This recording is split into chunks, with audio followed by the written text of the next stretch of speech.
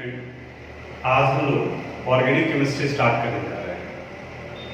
लेकिन 12th का जो ऑर्गेनिक केमिस्ट्री है वहां पहुंचने के पहले 11th के कुछ ऑर्गेनिक केमिस्ट्री के बेसिक पार्ट जिसका जरूरत पड़ने वाला है, अब स्टार्टिंग के 2-3 क्लास में उसके बारे में डिस्कस करेंगे। यानी थोड़ा सा फास्ट चलेंगे, एक तरीके से ये रिकैप होगा जो 11th क्लास में 10th क्लास में आप ऑर्गेनिक केमिस्ट्री पढ़ रहे हैं वो, क्योंकि आप में से कई लोग तो भूल भी गए, कई लोग तो छोड़ भी दिए होंगे। एक चीज आज फर्स्ट डे है वो याद रखोगे आप, फिजिकल केमिस्ट्री और ऑर्गेनिक केमिस्ट्री दोनों में फर्क है।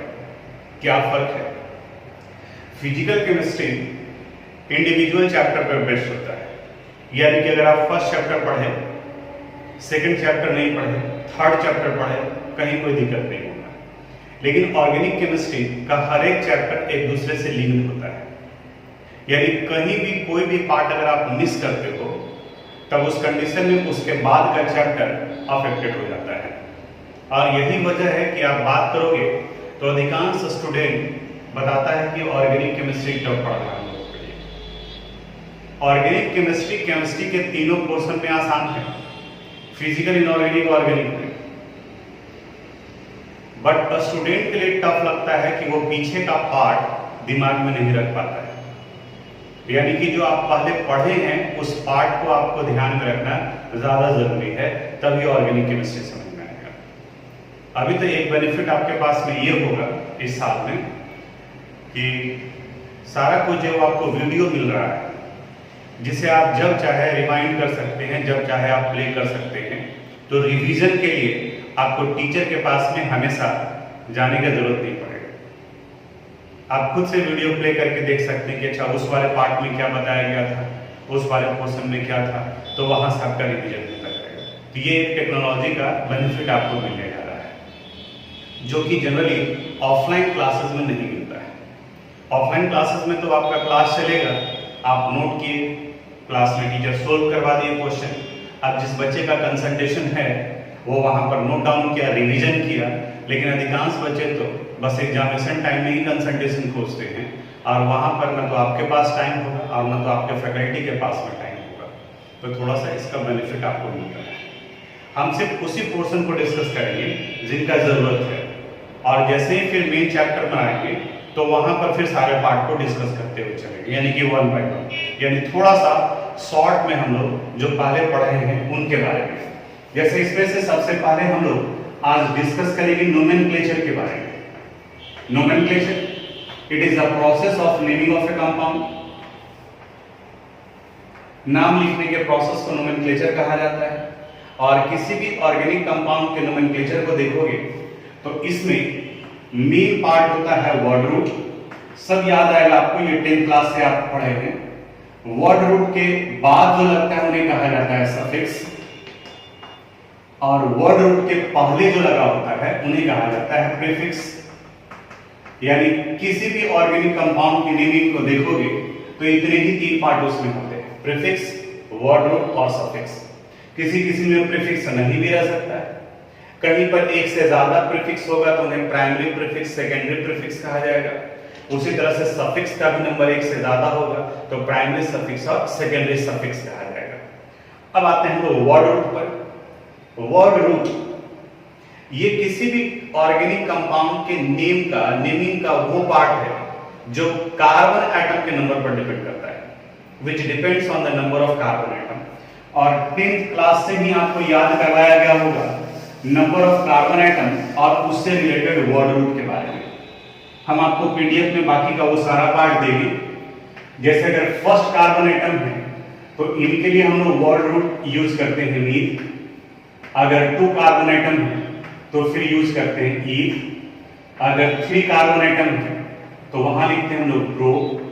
अगर 4 कार्बन एटम है तो इन्हें लिखा जाता है ब्यूट, बट लिखा हुआ प्रोनाउंसिएशन ब्यूट होता है यहाँ पर। अगर 5 कार्बन एटम है तो पेंट, 6 कार्बन एटम के लिए हेक्स, 7 के लिए हेप्ट, 8 के लिए ऑक्ट, 9 के लिए नोन और 10 के लिए डेक। 10th तक आप यहां याद किए होंगे। 10th के बाद में जब आप 11th में गए होंगे तो इसके बाद में आपको वर्ड रूट बताया गया होगा कि अगर नंबर ऑफ कार्बन एटम 11 है तो उस कंडीशन में हम लोग यूज करते हैं अनडे, 12 के लिए हो जाता है डू डे, 13 के लिए होता है ट्राई डे, 14 के लिए हम लोग लिखते हैं टेट्रा डे। अब फिर इसी तरह से बढ़ता जाएगा, 5 के लिए पेंट है तो जब 15 लिखेंगे तो यहां पर हो जाएगा पेंटा डे, फिर 16 के लिए hexa day, hepta day, octa day, ये बढ़ता जाएगा। फिर जैसे ही बढ़ते बढ़ते हम लोग 20 पहुंचते हैं तो 20 में इसे इकोज कहा जाता है, इकोज। तो फिर जब हम लोग 21 पहुंचेंगे तो un eicos, do eicos, tri eicos. फिर जैसे ही 30 पहुंचेंगे तो 30 को ट्राइकॉन कहा जाता है, फिर अनट्राइकॉन, डू ट्राइकॉन। फिर जैसे ही 40 पहुंचेंगे तो ये टेट्राकॉन कहा जाता है। लेकिन अगर हम लोग 20 तक भी याद रखते हैं तो हमारा काम चल जाएगा। तो ये इतना पार्ट आपके दिमाग में होगा। हम समझते हैं कि 80% स्टूडेंट्स को बिल्कुल याद होगा, लेकिन अगर 20% जिन्हें याद नहीं है, एक और मौका मिल रहा है कि आप ऑर्गेनिक में साथ में चलो, नहीं तो सबसे ज्यादा परेशानी आपको यही पर होने वाला है। अब ये वर्ड रूट हो गया। वर्ड रूट के बाद में फिर आते हैं हम लोग सफिक्स के ऊपर। Suffix, it is the part of name of A compound which depends on the nature of hydrocarbon, जो हाइड्रोकार्बन के नेचर पर डिपेंड करता है। एलिफैटिक हाइड्रोकार्बन को 3 पार्ट में बांटा गया है, alkane, alkene and alkyne. Alkane उन्हें कहा जाता है जिनमें all carbon atoms are linked with single covalent bond, यानी कि सारे carbon atom single covalent bond से जुड़े हों, and which have general formula CnH2n+2। Second type होता है अल्कीन का, alkene in which at least 2 carbon atom has double covalent bond। कहीं ना कहीं डबल कोवेलेंट बॉन्ड एक हो तो उन्हें अल्कीन कहते हैं, and it has general formula CnH2n। और थर्ड होता है alkyne, in which at least 2 carbon atoms are linked with triple covalent bond, and it has general formula CnH2n-2।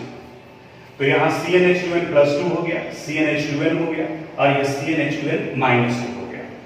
अब सफिक्स लगाते हैं लास्ट का ये थ्री ए, यानी कि अगर अल्केन रहा तो उस कंडीशन में सफिक्स हम लोग यूज करते हैं एन, अगर अल्कीन रहा तो इस कंडीशन में हम लोग यूज करते हैं ENE, और अगर अल्काइन रहा तो उस कंडीशन में यूज करते हैं YNE। एन, इन और वाइन, ये सफिक्स लगा हुआ है, यानी कि वर्ड रूट के बाद में लगा हुआ है।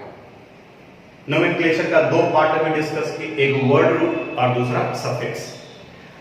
यहां CN n नंबर को रिप्रेजेंट कर रहा है। सिंपल तरीके से अगर समझो तो कार्बन एटम के 2 गुने से अगर 2 ज्यादा है हाइड्रोजन का नंबर तो अल्केन होगा, कार्बन एटम के 2 गुने के बराबर है तो अल्कीन होगा, कार्बन एटम के 2 गुने से 2 कम है तो अल्काइन होगा। यानी सबसे पहले जब आप नेमिंग करने जाओगे तो आपको जरूरत पड़ेगा वर्ड रूट का। वर्ड रूट के बाद में फिर आप आइडेंटिफाई करोगे कि वो अल्केन है, अल्कीन है या अल्काइन है, और उसके अनुसार से लास्ट में ANE, ENE और YNE लगाएंगे। कुछ एक एग्जांपल्स बताते हैं आपको जब प्रैक्टिस क्वेश्चन देंगे तो उस वक्त बनाने के लिए आपके कॉपी में ऑलरेडी ये सारा वर्ड रूट और सफिक्स लिखा हुआ होगा, उसको आप यूज करोगे। अब यहां जैसे अगर कोई क्वेश्चन दिया हुआ है C5H10, तो पहला काम आप देखोगे कि ये 5 कार्बन एटम, तो 5 कार्बन एटम का वर्ड रूट क्या है। तो अभी हम इरेज के यहां पर आप देखेंगे तो 5 कार्बन एटम में वर्ड रूट है पेंट, तो यहां पहले वर्ड रूट लिख दिया पेंट। अब दूसरा आपको आइडेंटिफाई करना है कि अल्कीन है, अल्कीन है या अल्काइन है। अभी जनरल फार्मूला बताया कि अगर CnH2n+2 है तो इसका मतलब ये ANE होगा, अल्केन।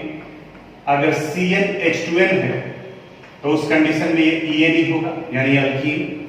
और अगर CnH2n-2 है तब यहां हम लोग लगाते हैं YN। अब इस हाइड्रोजन को भूल जाओ थोड़ी देर के लिए। कार्बन एटम का नंबर 5 है, तो 5 2 जा 10। अब देखो ये भी कितना है 10, यानी कि कार्बन एटम का जस्ट डबल हाइड्रोजन है। तो कार्बन एटम का जस्ट डबल अगर होगा तो E तो पेंट के बाद में लगा देंगे PNE, यानी इस कंपाउंड का, इस हाइड्रोकार्बन का नाम हो गया पेंट। दूसरा एग्जांपल, अगर दिया हुआ है C8H18, प्लस करके लिखने का जरूरत नहीं है, फर्स्ट एग्जांपल में सिर्फ समझा रहे थे। 8 कार्बन एटम है, तो 8 कार्बन एटम से हो गया पहले ऑक्ट, H 2 जा 16 और यहां 18 है, यानी कि 2 गुना से 2 ज्यादा है। तो जब 2 ज्यादा है इसका मतलब +2, तो A नहीं लगाएंगे, तो यहां ये नाम हो गया ऑक्टेन। अगर दिया हुआ है C10H18, फिर 10 है तो सबसे पहले इसके लिए हम लोग दिए डेक। अब 10 2 जा 20, लेकिन ये 18 है, यानी 2 गुना से 2 कम, तो अगर 2 गुने से 2 कम है तो यहां पर लगाएंगे Y, तो डेकाइन हो गया। अब कई बार में स्टूडेंट इसमें गलती कर देता है, C2H2, ये देखता है कि कार्बन का एटम 2 है तो यहां पर लिख दिया ईथ। अब हम आपको बताएं कि 2 गुना कीजिए, और वो जल्दीबाजी में क्या देखता है कि यहां पर भी 2 और यहां पर भी 2, तो ENE लिख दिए। हम कार्बन के बराबर नहीं बोले, हम बोले कार्बन का 2 गुना करो, तो 2 2 जा कितना होगा 4, और उससे ये 2 कम है, तो जब 2 कम है तो यहां पर आएगा ये इथाइन। इसी जगह पर जल्दीबाजी में क्लास वगैरह में चेक करते हैं तो वहां पर पता चलता है कि C2H2 में जल्दीबाजी में गलती करता है, तो आप इसको थोड़ा ध्यान रखिएगा। ये अभी हम लोग अंडर 10th क्लास में है, यानी कि सारा कुछ जो 10th स्टैंडर्ड के बच्चे को बताया गया है। यानी कि अगर मॉलिक्यूलर फार्मूला दिया हुआ है तो उस कंडीशन में आप नेमिंग कर सकते हैं। इसी का रिवर्स चलते हैं हम लोग, अगर नाम दिया हुआ है तब उस कंडीशन में हम इनका मॉलिक्यूलर फार्मूला कैसे निकालेंगे। जैसे सपोज अगर दिया हुआ है हेक्सीन, तो इसमें भी 2 पार्ट, सबसे पहले वर्ड रूट को आइडेंटिफाई कर लो, लास्ट का 3 लेटर जो सफिक्स के लिए और उसके पहले का वर्ड रूट होगा। तो हेक्स का मतलब हो गया 6 कार्बन, तो यहां 6 कार्बन, और ENE यानी अल्कीन के लिए जहां कार्बन एटम का जस्ट डबल होता है हाइड्रोजन, तो 6 2 जा 12, तो इनका मॉलिक्यूलर फार्मूला हो गया C6H12। अगर दिया हुआ है डू डेकिन, फिर उसी तरह से डू डेक का मतलब हो गया 12, तो यहां लिखेंगे हम लोग C12, और ANE यानी 2 गुना से 2 ज्यादा, तो 12 2 जा 24 एंड +2 26 होगा, तो C12H26। अगर दिया हुआ है पेंटाइन, तो पेंट का मतलब हुआ 5 कार्बन, तो यहां लिखेंगे C5, और YNE यानी कि 2 गुना से 2 कम, तो 5 2 जा 10 और 10 - 2 यानी 8 हो जाएगा यहां, तो C5H8। तो C6H12, C12H26 और C5H8 ये इनका मॉलिक्यूलर फार्मूला है। तो हमें लग रहा है कि अब आप मॉलिक्यूलर फार्मूला भी लिख पाएंगे, और अगर मॉलिक्यूलर फार्मूला दिया हो तो उनका नाम भी लिख पाएंगे। तो जितना पार्ट दिए हैं उसका आप नोट करें। अब हम लोग बात करते हैं कि अगर हाइड्रोकार्बन का स्ट्रक्चरल फार्मूला दिया हुआ है तो उस कंडीशन में उसका नेमिंग कैसे करेंगे। जब स्ट्रक्चरल फार्मूला दिया हुआ है तो उसके स्ट्रक्चर के साथ में हम लोग, अगर स्ट्रेट चेन में है स्ट्रक्चर दिया हुआ, तो उनके लिए हम लोग नॉर्मल वर्ड यूज करते हैं। इन लिखा जाता है और प्रोनाउंसिएशन इनका नॉर्मल होता है, और कहीं सिर्फ एक ब्रांच लगा हुआ है तो वैसे कंडीशन में हम लोग आइसोटर्म यूज करते हैं। और अगर एक ही कार्बन एटम पर ऊपर और नीचे ब्रांच लगा हुआ है तो उस कंडीशन में हम लोग नियोटर्म लगाते हैं। ये प्रीफिक्स के फॉर्म में होता है, यानी कि वर्ड रूट के आगे में नॉर्मल, आइसो और नियो। ध्यान से समझना। जैसे अगर एक कंपाउंड ये दिया हुआ है CH3, CH2, CH2 और CH3, ये सबसे पहले आप ये चेक करोगे कि ये नॉर्मल है, आइसो है या नियो है। तो स्ट्रेट चेन है, स्ट्रेट चेन है तो यहां नॉर्मल लिख दी। अब टोटल कार्बन काउंट करो, देखो कितना है 1 2 3 4, तो 4 कार्बन एटम्स से इसका ओवरलूड हो गया ब्यू। अब ये आइडेंटिफाई करना है कि अल्केन है, अल्कीन है या अल्काइन है, तो हाइड्रोजन से भी कर सकते हो या इसका स्ट्रक्चर को देखो। If all carbon atoms are linked with single covalent bond then it is alkane. कहीं पर भी अगर डबल कोवेलेंट बॉन्ड नजर आया तो अल्कीन, और अगर ट्रिपल कोवेलेंट बॉन्ड है तो अल्काइन। तो यहां सब जगह पर single single single covalent bond है, तो इसलिए यहां ए नहीं लगाते हैं। तो यह हो गया नॉर्मल ब्यूटेन। अगर ये कंपाउंड हम लेते हैं CH3 CH CH3 CH double bond और CH2। अब पहले ये चेक करो कि नॉर्मल है, आइसो है या नियो है। एक ब्रांच लगा हुआ है तो इसलिए सबसे पहले आइसो हो गया। टोटल कार्बन पूरे कंपाउंड में 1 2 3 4 5, तो 5 कार्बन एटम्स ये हो गया पेंट।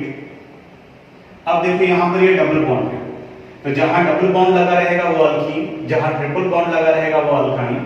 तो यहां डबल बॉन्ड लगा हुआ है तो इसलिए यहां पर लिखेंगे इसको पेंटीन। तो ये एक ब्रांच था इसलिए आइसो। टोटल 5 कार्बन 1 2 3 4 5, तो पेंट, और डबल बॉन्ड है यानी कि अल्कीन, इसलिए लगा दिए पेंटीन। अब अगर इस तरह का compound CH3 C CH3 CH3 C triple bond C और CH3। यहां आप ये देखो कि नॉर्मल है, आइसो है या नियो है। एक ही कार्बन एटम पर ऊपर नीचे दोनों जगह पे ब्रांच लगा हुआ है, तो यहां ही आ गया नियो। टोटल कार्बन काउंट 1 2 3 4 5 6 7, तो टोटल 7 कार्बन, इसलिए पहले लिख दिए हम लोग हेप्ट। यहां ट्रिपल कोवेलेंट बॉन्ड लगा हुआ है इसलिए Y है, तो ये हेप्टाइन। तो आपको समझ में आ गया कि नॉर्मल कब यूज करना है, आइसो कब यूज करना है और नियो कब यूज करना है। अल्कीन, अल्कीन और अल्काइन कैसे आइडेंटिफाई करेंगे? अगर सब जगह पर सिंगल कोवेलेंट बॉन्ड है तो अल्कीन, कहीं डबल कोवेलेंट बॉन्ड है तो अल्कीन, और कहीं ट्रिपल कोवेलेंट बॉन्ड है तो अल्काइन। इसे ट्राइबल नोमेनक्लेचर कहा जाता है। कॉमन मेथड है ये नेमिंग का, लेकिन इस ट्राइबल नोमेनक्लेचर का कुछ लिमिटेशंस था, जिसकी वजह से इनको हटाकर अब आज के डेट में हम लोग आईपैक नोमेनक्लेचर पढ़ते हैं।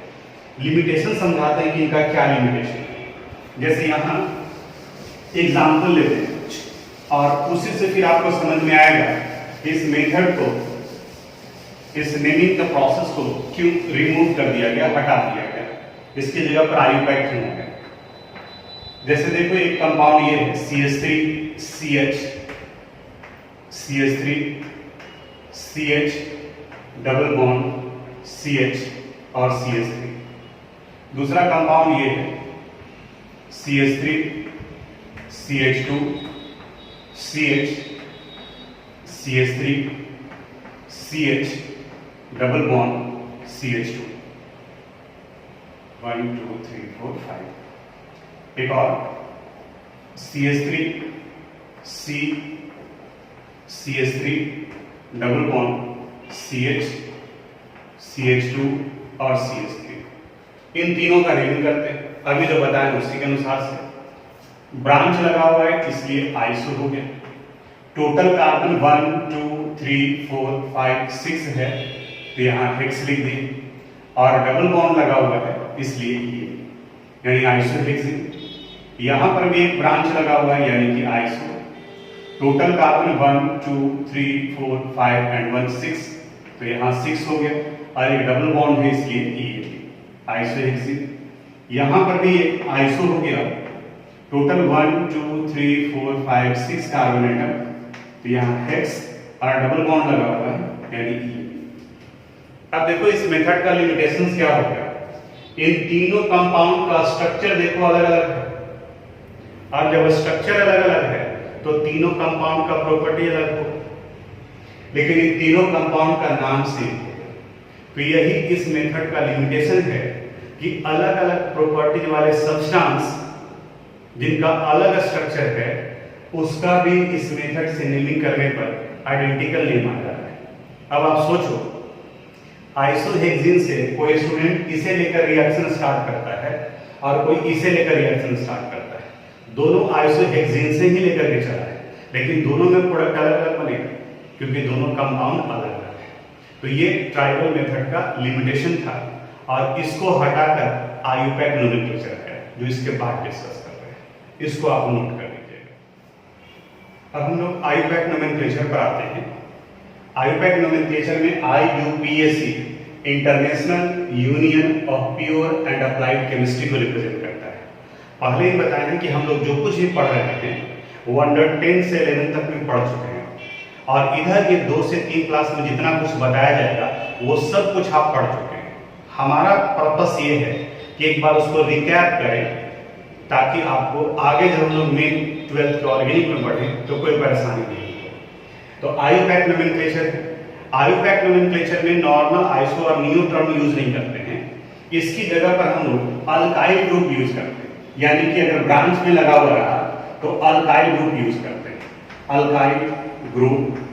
और इस अल्काइल ग्रुप को जनरली हम लोग R से लिखते हैं, इनका एब्रिविएशन R होता है। अल्काइल ग्रुप कहते किसे हैं? अगर किसी अल्केन से एक हाइड्रोजन एटम रिमूव कर दें then it behaves like a substituent group और उस सब्स्टिट्यूएंट ग्रुप को ही अल्काइल ग्रुप कहा जाता है।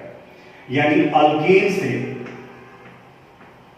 एक हाइड्रोजन रिमूव करो तो वो फॉर्मेशन कर लेता है अल्काइल ग्रुप का।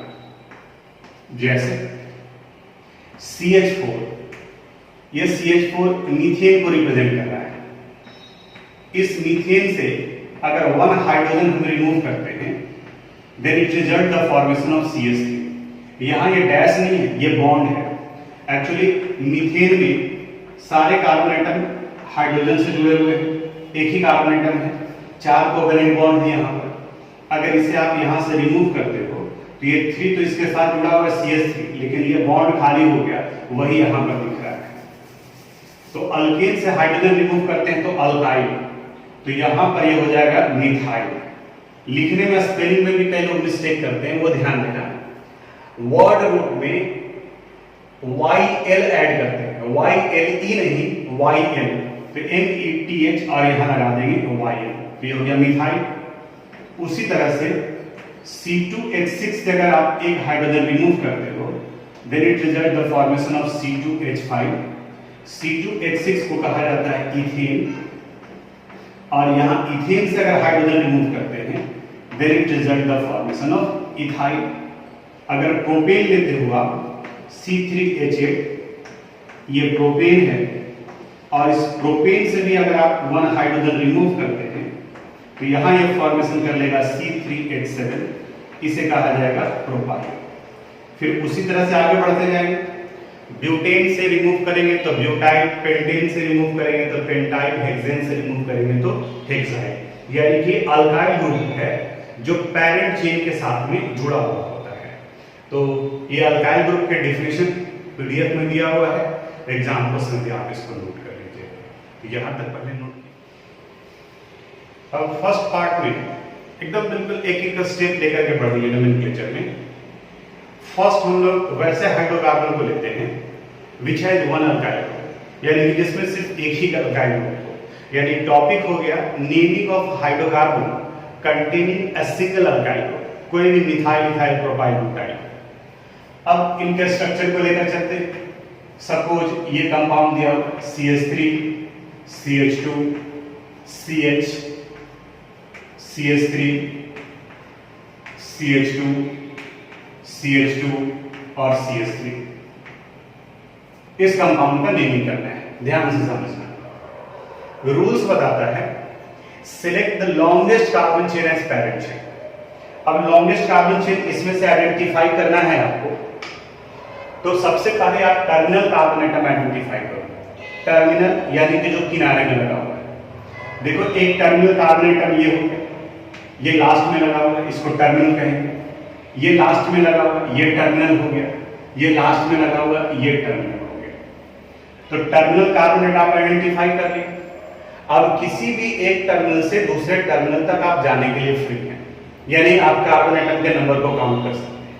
अब आप इमेजिन करो कि किसी स्टूडेंट ने यहां से यहां इस टर्मिनल कार्बन एटम को सिलेक्ट किया। देखो तो इसमें टोटल कितने कार्बन एटम आ रहे हैं? 1 2 3 4 5 6, यानी कि अगर इधर मूव करते हैं स्ट्रेट में तो 6 कार्बन आ रहा है। एक स्टूडेंट इस पाथ को सिलेक्ट करता है तो देखो इसमें कितना कार्बन आ रहा है, 1 2 3 4, यानी कि यहां 4 कार्बन एटम आ रहा है। एक स्टूडेंट इस पाथ को सिलेक्ट करता है तो यहां आता है 1 2 3 4 5 कार्बन एटम। आप किसी भी एक टर्मिनल से दूसरे टर्मिनल तक काउंट करने के लिए फ्री हैं, लेकिन रूल यह बताता है select the longest carbon chain as parent chain, यानी कि जिस चेन में कार्बन एटम का नंबर सबसे ज्यादा होगा उसी को हम लोग पैरेंट चेन मानेंगे। अब में भी हो सकता है कि स्टेट में भी उतना ही आ रहा है और ब्रांच में भी उतना ही आ रहा है, तो हम ब्रांच को नहीं स्टेट को ही पैरेंट मानेंगे। और आगे भी बहुत सारा टर्म आएगा कि फंक्शनल ग्रुप और वैलिडिटी, वो आगे की बात है।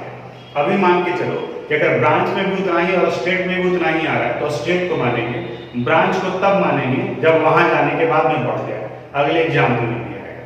लेकिन यहां इसमें दिख रहा है कि स्टेट चेन में सबसे ज्यादा कार्बन एटम आ रहा है, यानी कि ये 6 कार्बन एटम आपका पैरेंट चेन होगा।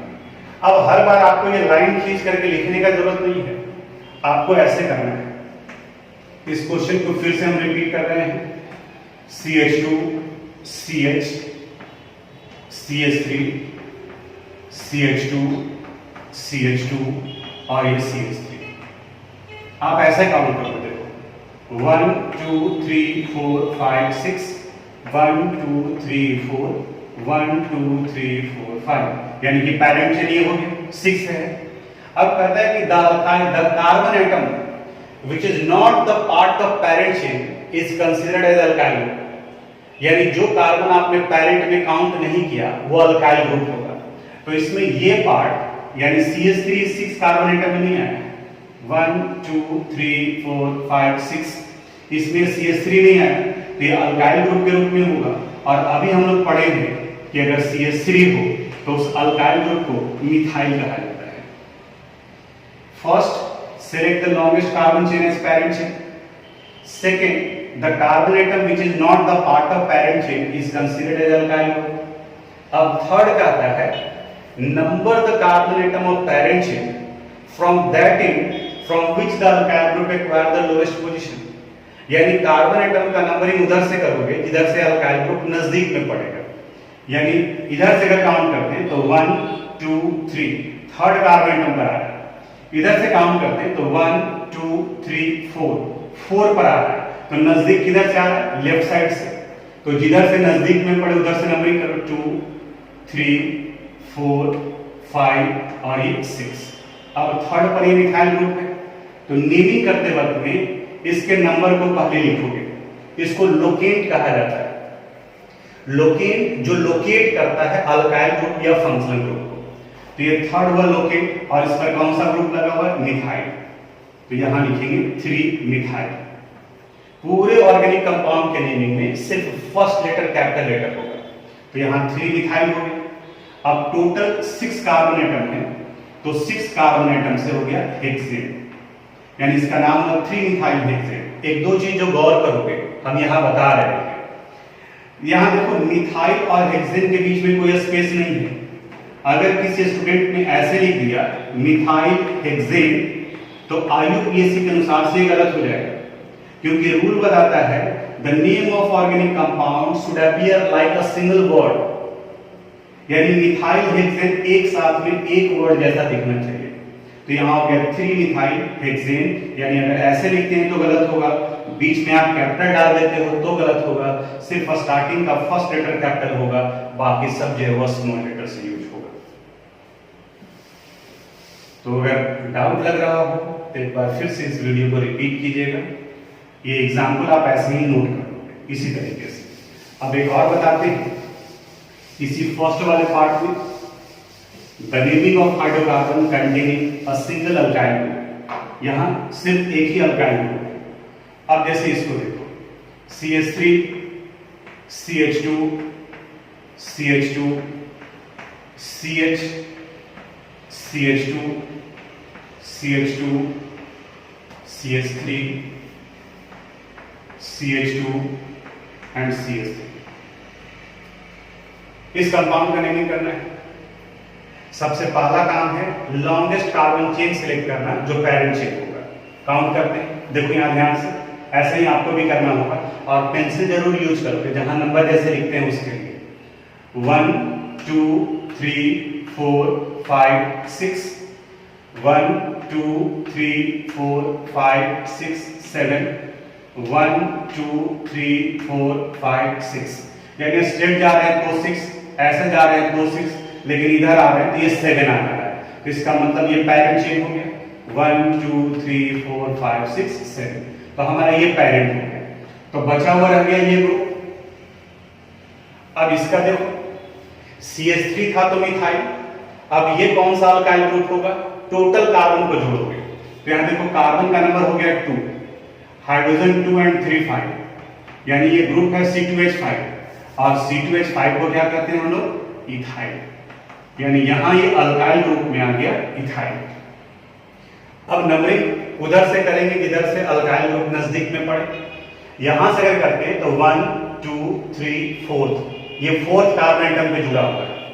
और अगर हम लोग नीचे से करते हैं 1 2 3 4 तो भी ये 4 पर ही आ रहा है, तो दोनों तरफ से सेम आ रहा है, तो कहीं से भी आप करो 1 2 3 4 5 6 7।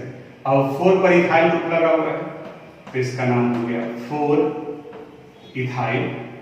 टोटल 7 कार्बन एटम है और सब सिंगल बॉन्ड से जुड़ा हुआ है, तो इसलिए हेप्टेन, 4 इथाइल हेप्टेन। तो ये अभी हम लोग फर्स्ट पार्ट पढ़े आईयूपैक नोमेनक्लेचर का, naming of hydrocarbon containing a single alkyl group.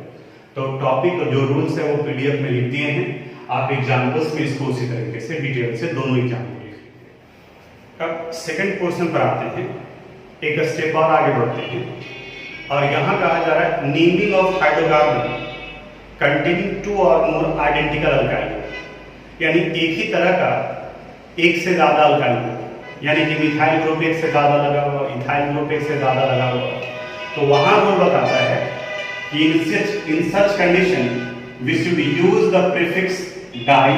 अगर 2 नंबर है तो उसके लिए डाई लगाएंगे, अगर 3 है तो ट्राई लगाएंगे, अगर 4 है तो उस कंडीशन में टेट्रा यूज करेंगे, अगर 5 है तो वहां पेंटा यूज करेंगे, अगर 6 है तो वहां हेक्सा यूज करेंगे, फिर इसी तरह से हेप्टा ऑक्टा नोना डेका ये होगा।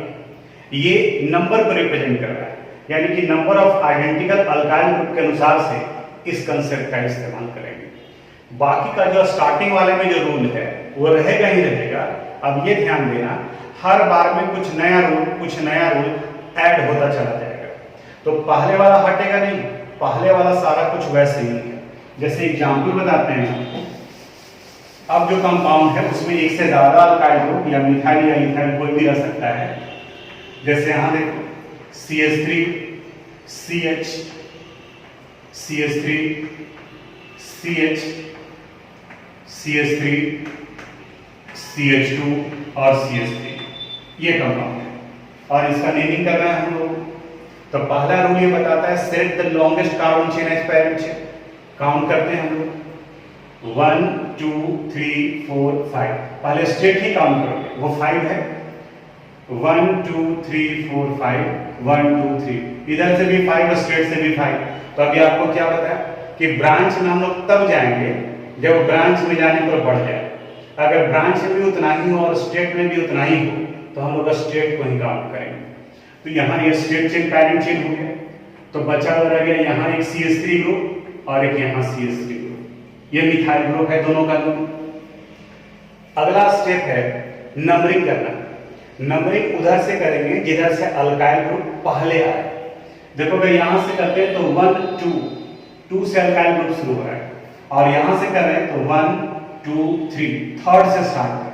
यानी कि अगर राइट साइड से करते हैं तो थर्ड पर आता है और लेफ्ट साइड से करते हैं तो 2 पर आता है। तो नजदीक किधर से आ गया? लेफ्ट साइड से। तो यहां लिखेंगे 1 2 3 4 और ये 5। अब इसके बाद में 2 पर भी यहां मिथाइल है और 3 पर भी मिथाइल है, तो 2 बार है तो इन दोनों का नंबर एक साथ में 2 3, एक इसके लिए और एक इसके लिए हाइफन डालेंगे। 2 मिथाइल ग्रुप हो गया, इसलिए डाई मिथाइल 2 3 डाइमिथाइल, इन दोनों का नाम हो गया। अब सिर्फ पेरेंट बचा हुआ है, तो 5 कार्बन एटम सब सिंगल बॉन्ड से जुड़ा हुआ है, इसलिए एक, तो इनका नाम हुआ 2 3 डाइमिथाइल पेंटेन। दूसरा example CH3 CH CH3 C CH3 CH3 CH2 और CH3। लॉन्गेस्ट कार्बन चेन 1 2 3 4 5 1 2 3 4 5 5 नहीं आएगा। दूसरा नंबरिंग बचा हुआ रह गया यहाँ मिथाइल मिथाइल मिथाइल। अगर इधर से करते हैं तो 2 से स्टार्ट हो रहा है, इधर से कर रहे हैं तो 3 से स्टार्ट हो रहा है, तो जिधर से नजदीक में पड़ेगा उधर से करेंगे हम लोग 3 4 और ये 5। अब 2 पर 3 पर और 3 पर मिथाइल हो गया, तो जब इसका नंबरिंग लिखेंगे तो लिखा जाएगा 2 3 3 ट्राई मिथाइल। अब देखना जल्दीबाजी में स्टूडेंट कहां मिस्टेक करता है।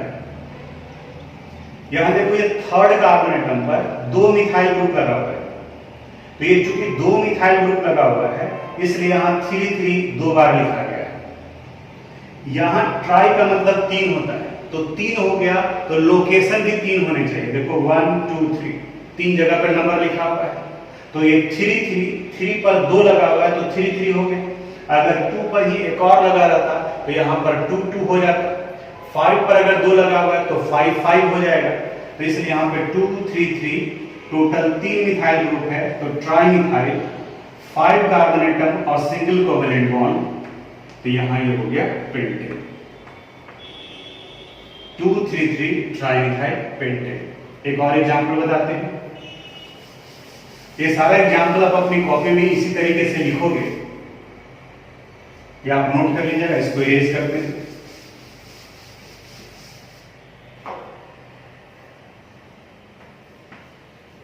CH3 CH CH3 CH CH3 C CH3 CH3 और यहां CH3। Rules: select the longest carbon chain as parent chain. 1 2 3 4 5 1 2 3 4 5 यानी 5 आ रहा है, तो स्ट्रेट चेन को लेके चलेंगे। ये alkyl group alkyl group alkyl group alkyl group. दूसरा, अब यहां एक नया कंसेप्ट आ रहा है, ध्यान दोगे। नंबरिंग उधर से करेंगे जिधर से अल्काइल ग्रुप नजदीक में पड़े। अगर इधर से करते हैं तो सेकंड पर एक अल्काइल ग्रुप यानी मिथाइल आ रहा है, इधर से भी सेकंड पर आ रहा है। अब जब अलग अलग पोजीशन पर आ रहा था, जो कि अभी तक एग्जाम्पल में पढ़े, तो जिधर से नजदीक में आ रहा था उस साइड से हम लोग नंबरिंग करते हैं। लेकिन अब इस वाले कंडीशंस में दोनों तरफ से सेम पोजीशन पर आ रहा है, तब किधर से करें, लेफ्ट से करें या राइट से करें? तो एक रूल आता है जिसे lowest set of locant rule कहा जाता है। वो क्या है जो समझाते हैं। जैसे अगर कोई लेफ्ट से काउंट करता है यहां से, तो देखो तो कहां कहां पर अल्काइल आ रहा है। 1 2 एक 2 पर आ रहा है, 3 और 4 पर 2 आ रहा है, तो 4 4। अगर राइट साइड से काउंट करते हैं तो 1 2 2 पर 2 आ रहा है, तो राइट साइड से लिखेंगे 2 2 फिर 3 एंड 4 3 4। अब देखो सबका लोकेशन लिख दिए, 4 अल्काइल ग्रुप है, चारों का लोकेशन लेफ्ट से भी हो गया और राइट से भी हो गया। तो lowest set of locant rule simple तरीके से ये बताता है कि उधर से नंबरिंग करो जिधर से लोवेस्ट पोजीशन पर ज्यादा से ज्यादा अल्काइल ग्रुप आ जाए। लेफ्ट साइड से करते हैं तो सेकंड पर सिर्फ एक ही है, जबकि राइट साइड से करते हैं तो सेकंड पर 2 है। हर जगह पर मेजॉरिटी डिसाइड किया जाता है। जब कोई कंफ्यूजन होता है तो वहां पर अगर इंप्लीमेंट करना है तो मेजॉरिटी डिसाइड किया जाता है कि मेजॉरिटी क्या बता रहा है। यहाँ मेजॉरिटी बता रहा है कि राइट साइड से काउंट करेंगे तो ज्यादा है। उसी चीज को यहाँ नंबर से भी आप कंपेयर कर सकते हो। देखो कैसे कंपेयर करेंगे। फर्स्ट पोजीशन पर 2 2 है यानी कि कॉमन है। सेकंड पोजीशन पर यहाँ 3 है और यहाँ क्या है 2 है। तो कहा जाता है कि जब डिफर कर रहा हो तो जो लोएस्ट वैल्यू है उसकी तरफ से नंबरिंग करेंगे, यानी कि आपको नंबरिंग किधर से करना पड़ेगा, राइट साइड से। क्यों? क्योंकि यहाँ पर सेकंड वाले पर 3 आ रहा है और यहाँ 2 आ रहा है। इसी को lowest set of locants rule कहा जाता है। तब इस रूल के अनुसार से राइट साइड से करेंगे। और सिंपल तरीका जो बताया आपको वही है कि आप ये देख लो ऐसे भी काउंट करके कि इधर से भी 2 आ रहा है और इधर से भी 2 आ रहा है। तो इधर से 2 पर सिर्फ 1 आ रहा है और इधर से 2 पर 2 आ रहा है, तो जिधर से ज्यादा आएगा उधर से नंबरिंग करेंगे। तो यहाँ हो गया 1 2 3 4 5। अब नेमिंग करते वक्त में इनका नंबर लिखा जाता है। तो देखो 2 पर 2 अल्काइल ग्रुप है, तो यहाँ हो गया 2 2 3 और 4 पर एक है 3 4। टोटल अल्काइल कितना हो गया 1 2 3 4 और ये सब मिथाइल है, तो इसलिए इन्हें लिखेंगे हम लोग टेट्रा मिथाइल। 5 कार्बन एटम, तो 5 कार्बन एटम की वजह से हो गया पेंटेन एक साथ में। ये सटा देंगे तो दिखेगा नहीं, इसलिए थोड़ा सा दिख रहा है। तो टेट्रा मिथाइल पेंटेन, ये 2 2 3 4 टेट्रा मिथाइल पेंटेन। ये सेकंड पार्ट हुआ। नेमिंग ऑफ हाइड्रोकार्बन कंटेनिंग 2 और मोर आइडेंटिकल अल्काइल। तो यहां तक आप इस एग्जांपल को नोट कर लीजिएगा। आज स्टार्ट किए हैं तो इसलिए यहां तक बताया।